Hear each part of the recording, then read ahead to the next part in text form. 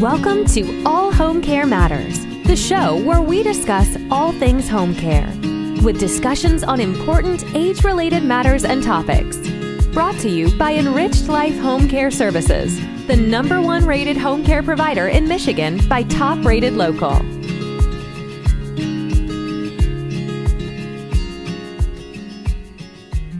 Hello, and welcome back to All Home Care Matters. If this is your first time visiting us here at the show, we want to say thank you for taking time out to be with us today. We appreciate how valuable everyone's time is, and that's why we try and make each episode here at All Home Care Matters something that will hopefully matter to you. Today, we are honored to welcome the creator of Keeping It Real Caregiving, Julia Yarbough. Welcome, Julia. Thank you. I appreciate the invite. Thanks. It's our pleasure. It's our pleasure. So, Julia, your background is actually in media, television. You were a news anchor for quite a few years and won some awards. How do you go from that to Keeping It Real Caregiving? Well, it's a transition that I'm sure many of you out there know all too well. You wake up one morning and you realize I'm taking care of a loved one. And so that transition from news broadcaster, anchor, reporter to family caregiver happened as a natural transition of caring for my elderly, now deceased mother. And in the beginning, not realizing that I was in fact a caregiver, but helping her out as she was aging. And then as she continued to age and declined, my role as a caregiver expanded, and learning all of the things that go with being a caregiver. And so the next natural progression was to share my personal stories, journeys, lessons learned, items that other people might find valuable in a platform that I call Keeping It Real Caregiving.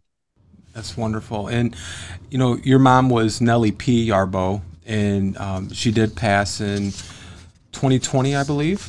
And Yeah. how long, Julia, were you there caring for mom as her full-time caregiver?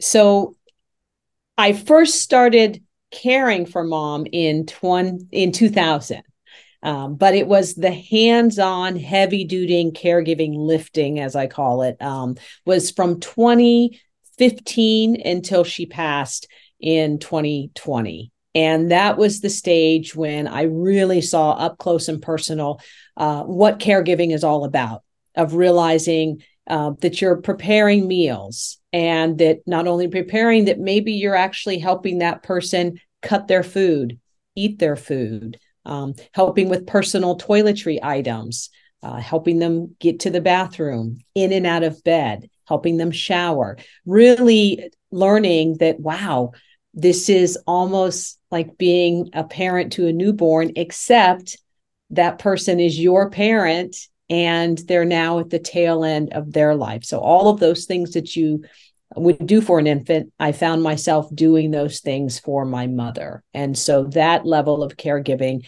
was about 5 years until my mother passed. What was it most surprising to you, being in your professional role, your professional career? You said around 2020 you were helping with, things here and there. Some people would probably say, well, you were a caregiver then, we just don't self-identify as that, right? Until it really gets more into the heavier role that we play. What did you find most surprising when you took on this role and you found yourself in the role? The biggest thing that comes into play, and I share this with many people that I talk to, is that when you first start helping out, you don't necessarily see yourself as a caregiver. As you said, we don't self-identify as a caregiver. And then something may happen where all of a sudden you are now deep in the thick of it. And I can honestly say for me that a couple of hospital visits of realizing that you don't know what you don't know when it comes to navigating a hospital and how to talk with doctors, how to get information that you may need in the moment, how best to help your loved one. And then that evolved into those moments of realizing, wow, my parent, who has always been strong and capable and independent, literally has a hard time getting to and from the bathroom on their own any longer. And that's when you realize, wow, this is caregiving, and that it's your role. And if you're not there to do it, there wouldn't be anybody to do it. Right. So I see that vision, and I think most of us don't realize of how quickly that can happen and what steps we may have to take to prepare ourselves in order to be the best that we can be for the person that we're caring for. Yeah, I think that's wonderful advice. And when you were going through this and when you came out on the other side of it, looking back, what would you say was your biggest personal takeaway from that experience? Biggest personal takeaway is I cannot stress enough, and I'm sure you've said this to your followers and fans over the years: preparation, education, planning. Because we don't know what we don't know, by the time you're in something and you may have a crisis, it's too late. Right. There can never be too much preparation. And I can honestly say, Lance, I thought I was prepared.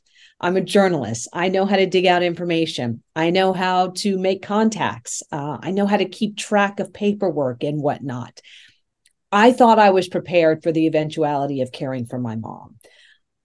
Even with that, I still discovered that it was exhausting emotionally, physically, financially. And I did not understand how complicated it can be to navigate through the myriad of services between doctors, hospitals, specialists, care agencies, insurance companies, Medicare, and then how all of that loops together in order for an individual to care for their parent. So plan ahead, make yourself think about it, educate yourself, and prepare for the worst, hope for the best. I We've love. heard it in other situations, but nowhere is that more true than in caregiving. Right, right. And I think that's why it's important to keep family caregiving issues in the public forefront. My personal experience, our family has a home care company. I was pursuing medical school. We get a call, and I need to now move my father into my wife and I's home because he required 24-hour care. And when I tell you, Julia, we had one of the best healthcare systems in the country.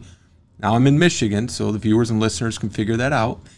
Coming to our home 3, 4, 5 times a week because he needed certain types of care, and home health care is helping to cover for it.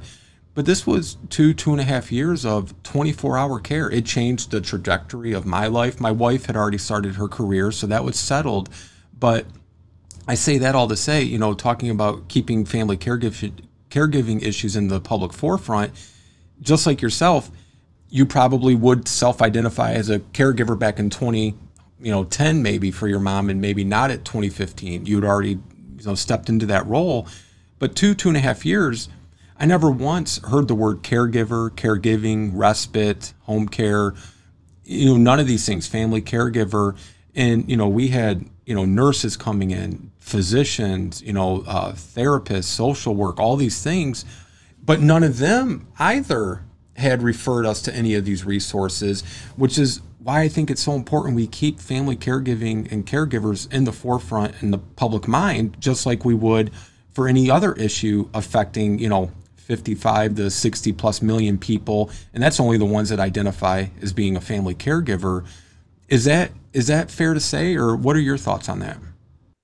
Most definitely. I mean, this is a topic that should be talked about all the time. And I would say by a show of hands, and clearly I can't see who's out there, but I venture to say, if you go into any room and you say, okay, who here is, in some sort of role of caregiving, everybody in rooms raise their hands. And so it touches everybody, whether you identify with it or not. When I first started down this road, I would say this is somewhat like a tsunami. It's an epidemic. It's everybody. And so on the positive side, I'm glad that there is greater awareness. I think we're seeing more awareness with organizations, with legislative steps, with nonprofits that are trying to educate people. What I come across is that quite often, until you're in it, let's face it, this is not a topic that you just wake up on a Saturday morning and say, gee, I'm going to go read everything I can about caregiving. And I'm only 35. Okay, that probably doesn't happen. Right. However, people do need to talk about it, because it's not just something that happens to those other people. It happens to your friends, your neighbors, your colleagues. Employers need to be talking about this. Businesses need to be talking about this. Services, products, those who create services and products need to be talking about it, because, as you said, I mean, we're talking anywhere from 53 to 55 million caregivers identified, the latest AARP numbers, right? And those are just the ones that have been accounted for. And so if we look at those numbers, this is impacting every facet of our society, every single bit of that. And so we have to talk about it. I like to say that sometimes I think of myself as the girl who cried wolf. And, I don't want people to think, oh gosh, here she comes, she's going to start talking about caregiving and, change topic or duck me. But I've got to keep talking about it. And I don't have to, because I lost mom 3 years ago. I could move on and say, you know what, I've done my duty. But I think back to all the things that I didn't know when I was in the middle of it, that if somebody had said, oh, by the way, think about this, this, and this, how much that would have been valuable to me. And so it literally is a passion and a duty to continue talking about it and share that information with people. Same as you. You want people to understand what's out there and how to prepare. And we have to keep this in the public forefront. Well, so you might have kind of highlighted it here, but your experience caring for mom, what have you learned about yourself? Like, what makes Julia tick? What's propelling you, other than, kind of like with us, you mentioned, we're trying to help those people who don't know what they don't know, wishing we had someone like us when we were going through it. Maybe same for you, but other than those things, what has propelled you and what has changed you from your experience? I can tell you that years ago, probably like many people, the focus was on career advancement, my own life, what I wanted to do with, of what my future would look like. And as I began taking care of mom, especially in those final years, and I should say my mother, I affectionately call her Miss Nellie, she was 90 when she passed. And she wanted to reach her 90th birthday. And she made that. I think she just hung on because she wanted to hit 90. And in those last 5 years, the range of emotions was tough because, I'm working full time. I worked early mornings, so I don't get a lot of sleep in that role. And then I'm coming home and taking care of mom, and I'm worried about who's at the house with mom while I'm at work and all of those aspects.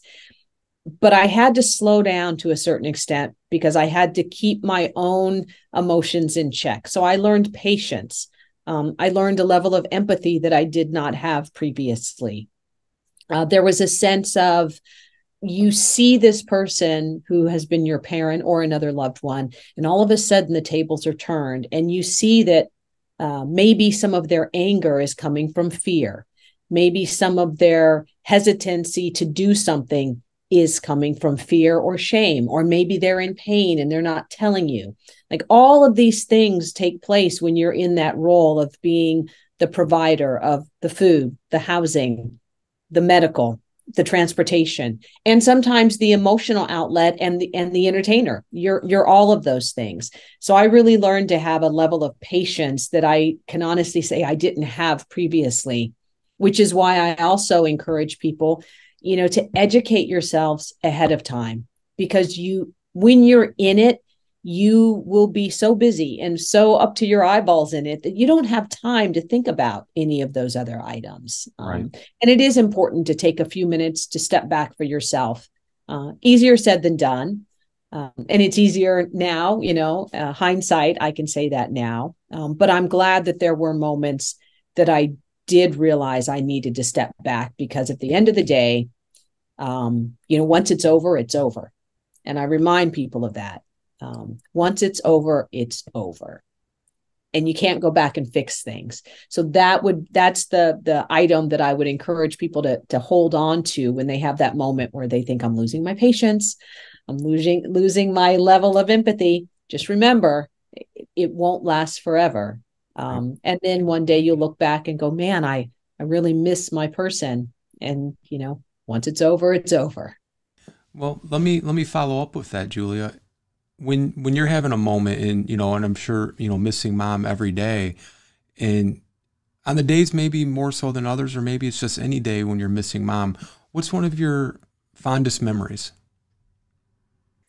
It's actually, I love that question because there are so many moments along the journey. My mom, and she's probably laughing someplace. She's someplace in the afterworld playing bingo. That was her thing, playing Okay. bingo. And my mother she had a quirky way about her. She was a little passive aggressive at times. And one of the funniest moments, anybody out there who likes peanut butter and jelly sandwiches, you'll appreciate this. And if you coupon at all, you'll appreciate this. So this was towards the tail end of mom's life, and she was living here with me, which I'm really grateful that had been the case. And she handed me a coupon and she said, okay, well, when you go to the store, there's this coupon, and it was buy a particular type of peanut butter and then you get a thing of grape jelly for free. Mm. I thought, okay, well, great, I'll grab that. So I used the coupon, and then a few days later, I asked mom if, did you want me to make you a peanut butter and jelly sandwich? And she just looks at me and sort of wrinkles up her face a little bit, and she says, oh, well, anybody who knows me knows I don't eat peanut butter and jelly. It was just too good of a deal to pass up. And I thought, wait a minute, I just you wanted me to buy peanut butter and jelly. I'm confused. And it was just because of the coupon. And I thought, well, I don't eat grape jelly either, mom. And the brand of peanut butter you wanted me to buy, I don't eat that peanut butter. So who's going to eat this peanut butter and jelly? Why did you want me to get this? Well, it was a coupon for $5 off. That's great. What a great memory. I love that story. Every time I look at jelly in the store, I chuckle and laugh, and I think about my mom and the coupons, and I'm like, nobody in my household eats peanut butter and jelly. That's great. So in moments like that, when you're in the middle of caregiving, a moment like that could be the straw that breaks your back. Sure. Right. But you have to step back and find the humor in it. And that's another piece of advice that I share with people, that you don't know what's in store for you or your loved one. If you can find humor in some of those smaller moments, it can help you on the tail end, once you're through it. So you're the creator of Keeping It Real Caregiving, but I'm sure that's part of your day job, but you also work full-time as a communications consultant. How do you juggle the two, or do they coincide together? So it's an interesting balancing act. Quite often when people visit or read or view some of my content, they think this is my full work. And yes, I work full-time as a communications consultant. So I travel the country working with news clients as a talent coach. My work within Keeping It Real Caregiving started again as a passion from realizing all the things that I learned about caring for mom, products in the home that I'd never heard of, but were lifesavers once I was caring for her. Simple questions to ask in the hospital, the practical items that you might not hear other people talking about. And so I started the platform as a blog, not really knowing, okay, well, I don't know where this is going to go or what's going to happen, but I knew I wanted to share my experiences. And as a journalist, I thought, well, what better way to do that than to write, tell stories, interview others, connect with individuals like yourself so that we can reach as many people as possible. And so my work with Keeping It Real Caregiving is to write articles, interview other caregivers. I believe that sharing our stories can help others. My experience is filtered through my experiences with my mom. Somebody else may have a different viewpoint based on their caregiving, but that information could help another person. So the articles, video interviews, speaking engagements, helping other organizations think, okay, well, how can I reach people with information? And also playing a role of advocacy, helping people understand what other agencies are out there if they want to get involved in advocacy efforts, sharing information. There's a lot of great work being done in the aging space and in the caregiving world. Quite often, that information may not always trickle down to your average boots on the ground person who's in the middle of caregiving. And so I work as a liaison between a lot of that and just real people. For instance, I learned mom was in rehab for several weeks after having a heart attack. At that point is when I learned that depending on what facility you're in and what their staffing is, it's very difficult sometimes to get a straight answer on what's your staffing level. And does your staffing level directly relate to the number of people that are in your facility? That's a question everybody should ask. How many days do you offer showering? Most people would think, why would I need to ask that? I mean, if mom or dad or aunt or uncle is at home, I'm going to, probably give them a shower every day. That may not be the case in a facility. And until you talk with somebody who's lived that experience, you may not know that that's a question to ask. And if the answer is we shower twice a week, okay, now what are steps? How do you demand that your person get a shower?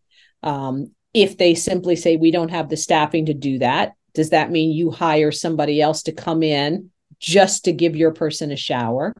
Are you allowed to do it yourself? Probably not, for insurance reasons, right? But these are all those layers, and that's why I call it keeping it real, things that people don't necessarily talk about. Right. So that everybody can think, wow, I never thought about that. Why would you? Until you're in it, you don't think about these things. Absolutely. So the platform to share information, share news, advocacy, guidelines, conversations, to keep that conversation going, as you said. No, that's wonderful. And we need more of that too, Julia, as you know. I mean, it's, to me, and I'll ask this before I go to my next question, being in the news industry as long as you were and as accomplished as you were, why is family caregiving and caregiving, why is it not a trendy, cool, hot topic to be featured on the news and talked about more? I mean, if this was, a labor strike or, an unemployment issue, and we were talking these numbers like with family caregivers, it would be on the front page all the time. Why do you think this issue in particular just doesn't seem to get a lot of play? And speaking strictly from my viewpoint, I will say the good thing is I'm seeing more of it. And that makes me feel good.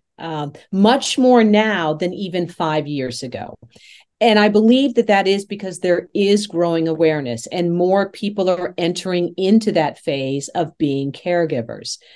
And so we have to remember that when we're talking about whether it's local media, national media, all different platforms, we're also looking at age demographics of who our end consumers are. And quite often, we're not necessarily thinking about our end users that may be 60 plus.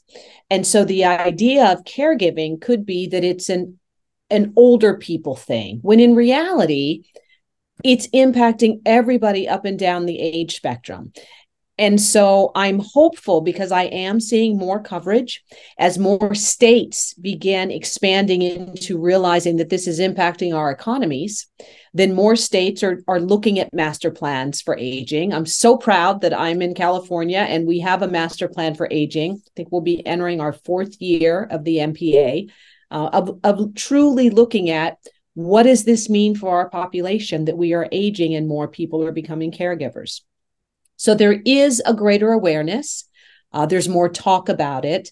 In terms of local stories, anybody out there who's watching your program, contact your local newspaper, contact your local television stations, and let the general managers know, I'd like to see more of this.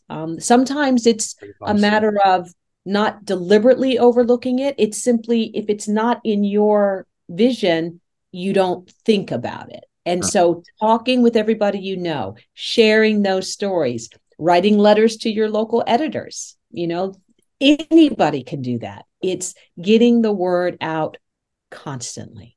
Okay. Thank you. So going back to your Keeping It Real Caregiving, now this work is currently reader supported and funded only, correct?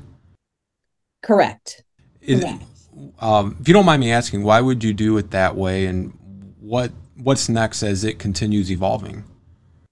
And so right now, the idea is I chose that because I want to build a community. I'm striving to build a community. I'm proud to say we're 5,800 subscribers. Does everybody open every single newsletter? I doubt it. How many of us do that when we get stuff into our inbox? We don't always do that. But I am happy to know that that I have the capability of reaching that many people. I would like to reach a larger audience. I think it would be great to connect with other organizations that are working within this space to take that high-level policy information research, middle person liaison like myself, reach end user who needs the information. I do think there's value in reader-supported content, whether it's YouTube, written, combination of videos. Like any industry, the aging industry, there's an aging industry, which means if you are funded by X outlet and perhaps there's a topic that is really important to end users, but may not fit within the vision of what funder wants, that information will not be published. Sure. Right. That makes sense. So there's a middle ground. Now, as content creators, you have to survive. Right. And so there's that middle ground of the work is coming from the heart and the work is coming from your own time and effort, not because you're getting a paycheck for it. Right. In full disclosure, when I started, I was working for Facebook Bulletin. For those who are familiar with Facebook Bulletin, wonderful program. It was a beta program of, Facebook moving into the news platform and creating a series of newsletters. And I'm proud that I was able to be in that launch of Facebook Bulletin, but that sadly did not last. And so since that time, it is all reader supported and just doing this work because I believe in it and wanting to reach a larger audience. And I believe that the more you stay at it, the more people do take notice, because I'll go out somewhere and I'll overhear a conversation that somebody is talking about family caregiving, and I'll mention what I do, and they say, "Oh my gosh, I don't even know where to turn. What do you have any advice? Do you have any information?" And these are people who are, professionals, well educated, well connected. They simply don't have the information. Right. So it's a matter of staying at it. And I believe if I can reach one person a month, even, and I can help them learn something that helps them with their family, then it's worth it. That's great. And that's the same philosophy we have. We're just trying to get resources out there to families so that they will know what they don't know now, and hopefully help them either today or in the future, and at least have it, an awareness to what they might be getting into or what they're going through at this time. So I want to piggyback on that. You were out, you heard a conversation, and it might inspire you to write an article or contribute something on that issue. What would be 3 must-do steps for those entering the caregiving world? 3 must-dos. First of all, the sooner you embrace the idea that you are a caregiver, instead of pushing it away and saying, "That's not me, that's not me," embrace it so that you can start to plan and prepare. The sooner you do that, the better. And that is reading information, reading as many articles, talking to other people. Start to research the resources in your community. It's different from community to community. It's different from state to state. I encourage everybody to start planning ahead. Within that planning, I encourage folks, as I mentioned earlier, look 5 years out and plan backwards from your worst case scenario. Right. If you plan from worst case scenario and work backwards, if that thing never happens, you are so far ahead of the game. And that way you've thought of every contingency that might happen. Planning early, and really think about those tough conversations to have with your family. Have those tough conversations about finances, about end of life wishes, and who within your family might be the person or people who are tasked with being the primary care person. And I also say to people, it's okay. For instance, you have 3 siblings, mom and dad are getting older. If one of the siblings flat out says, I do not have the emotional wherewithal, the desire, nothing, I don't want to help in this way, I encourage people, I don't believe we can be angry at that person. They're being honest. Figure out how they can help. Maybe they can help by simply contributing financially. Maybe they can help by making phone calls to help you line things up. Maybe they can go grocery shopping once a month for you. Whatever it is, figure out who's capable of what and be honest about it. But pre-planning, most important thing, to talk about it, plan ahead, and have a game plan. Yeah, it's great advice. We tell families all the time, some family members may not be comfortable bathing or dressing mom or dad. Some may not be comfortable with the toileting aspect, but they might be comfortable and very good at picking up phones and coordinating and making appointments.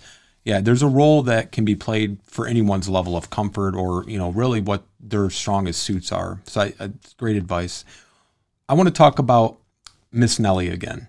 So we're going to go back 23 years, Julia, and you're running into yourself 23 years ago. What advice would you offer yourself now that you didn't know back then?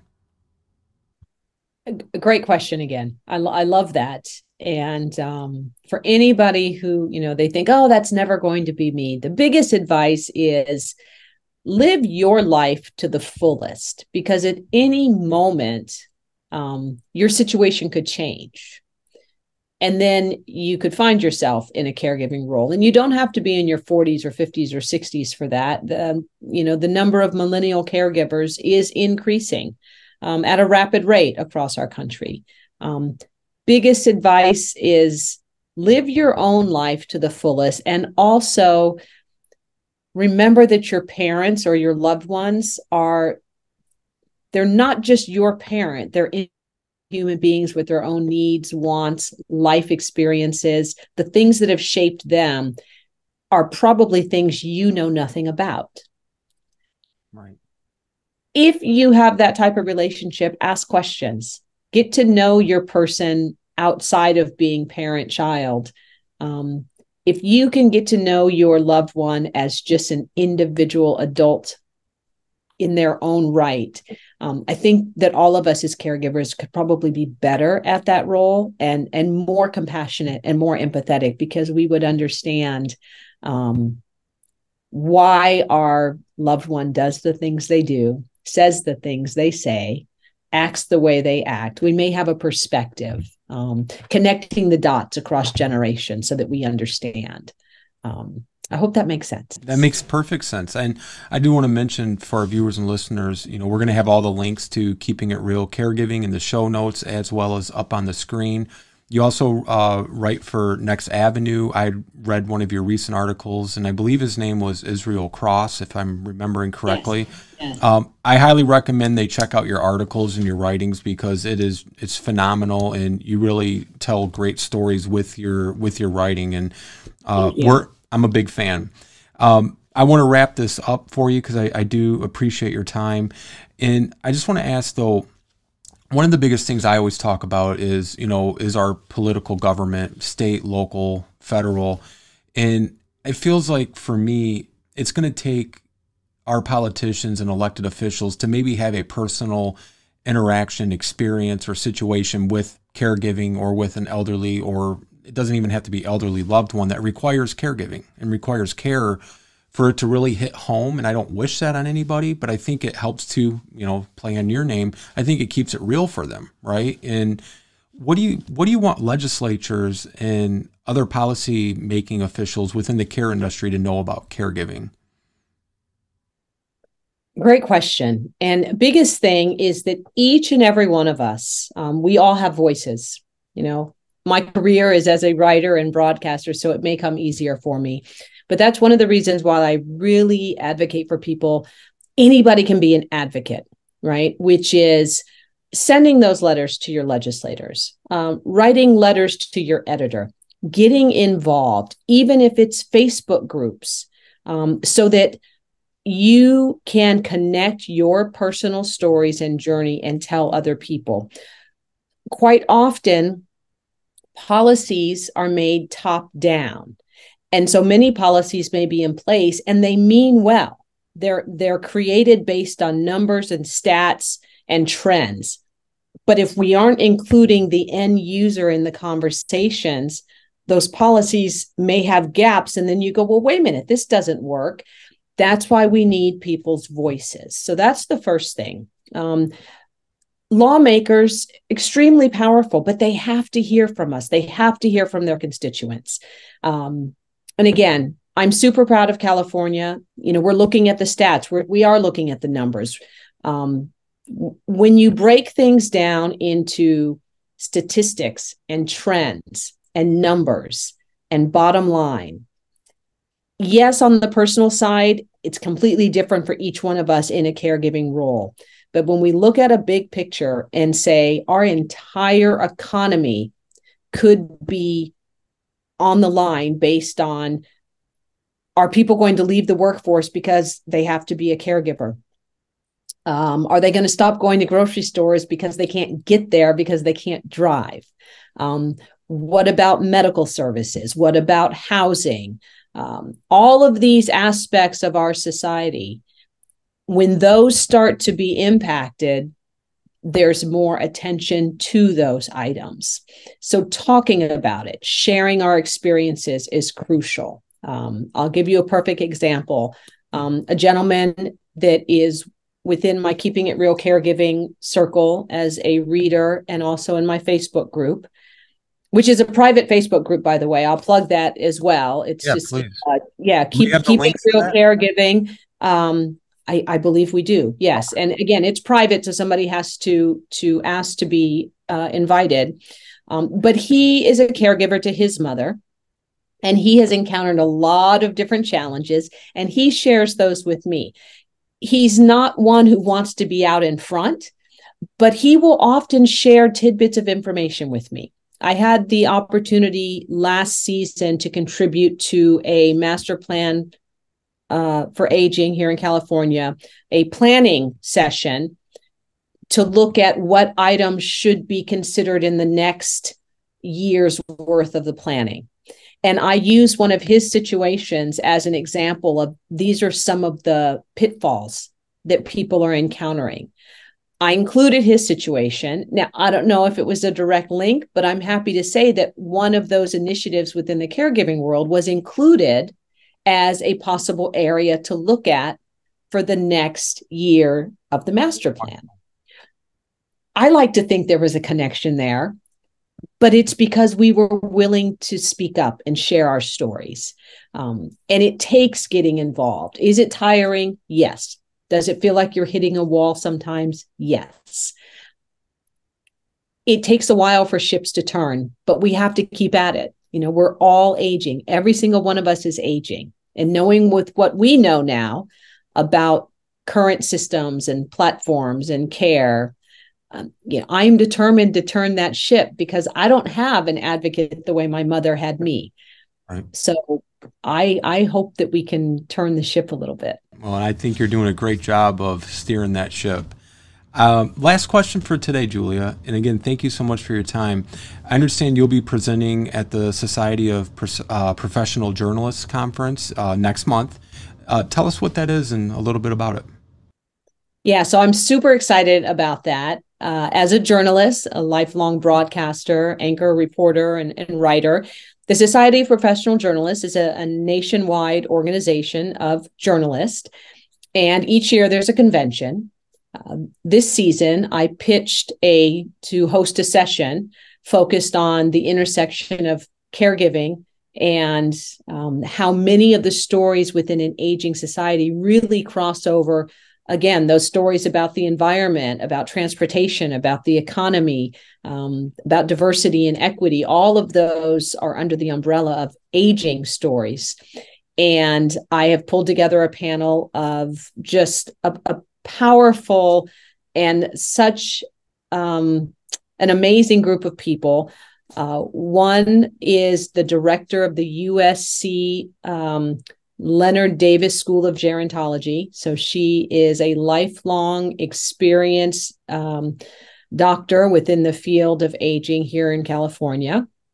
Another is a gerontologist with San Diego State University.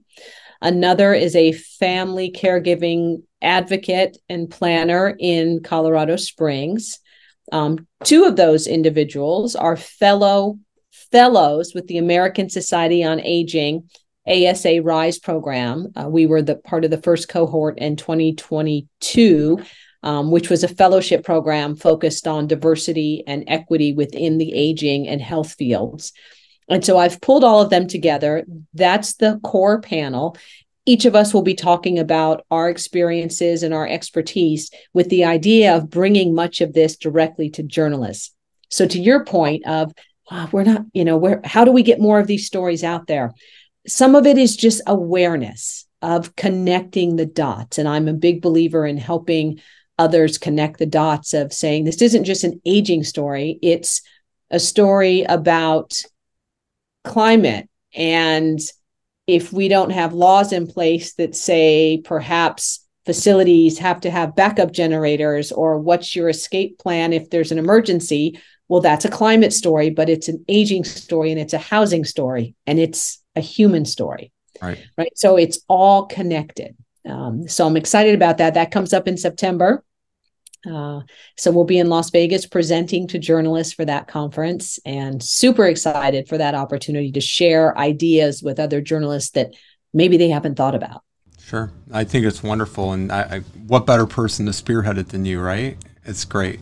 Last thing, I know that was the last question, but first I just want to say I hope everyone's safe and healthy in California, because you're dealing with, this tropical storm / hurricane. So hopefully everything's okay there. And this will be the last question I like to ask people quite often. And we're going to stay in touch because we're friends now, but if I was to talk to you in 5 years, what would Keeping It Real in Caregiving and Julia Yarbough be doing? In 5 years? Oh, that's a really good question. You caught me off guard on that one. I take a page out of a book, a friend of mine who had started a blog many, many years ago, and it was just an idea. And it has evolved into a business with chapters around the country, with national sponsorship with major brands. And they come to her looking for people within her organization to help them get their messaging out. And it's staying with it. It's being persistent. It's having a belief that your information matters. So to the question earlier, when we talked about, okay, well, we're reader supported. Quite often, I think some of those best ideas start that way. And it's a matter of staying with it. And same with you and your team. I think we all hit the wall sometimes and think, is anybody listening? Is anybody watching? Are they consuming this information? It's staying with it and showing people that it's not just about us. And yes, we all have to survive, and you want to evolve into a business, but that the content is valid.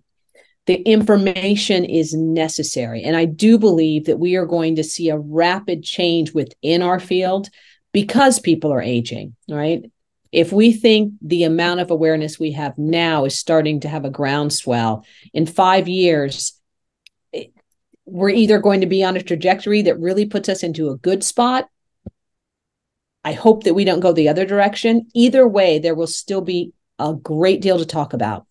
New legislation coming out of different states almost daily, as more legislators realize, okay, we have to look at this. So I would like to envision that a full platform, hopefully having other writers that I would be able to pay, having a video platform of professional editors that I could pay, and full on content that really, our own individual caregiving channel, that people know that this is where we can come to get information of what's happening from state to state. What's happening in California is different from Michigan. Right. Same, but different. And so that's the vision. That's wonderful. Well, Julia Yarbough, the creator of Keeping It Real Caregiving, thank you so much for all you're doing and for your time today. We appreciate it, and hopefully we'll talk again soon in the future. Thank you. And same to you for providing such great information to your viewers and listeners. It's appreciated. Our pleasure. Have a great day. Thanks. Thank you for joining us today here at All Home Care Matters. All Home Care Matters is here to help families as they navigate these long-term care issues. We invite you to visit us at allhomecarematters.com, where there's a private, secure, fillable form where you can give us feedback, show ideas, or if you have questions. Every form is read and responded to. And remember, you can listen to the show on any of your favorite podcast streaming platforms or watch the show on our official YouTube channel. Just make sure to hit that subscribe button so that you never miss an episode. We'd also like to say thank you again to Julia Yarbough, the creator of Keeping It Real Caregiving. We look forward to seeing you next time here at All Home Care Matters. Thank you for joining us today. We look forward to you joining us again on another episode of All Home Care Matters. To learn more about the show and to connect with us, visit us at allhomecarematters.com.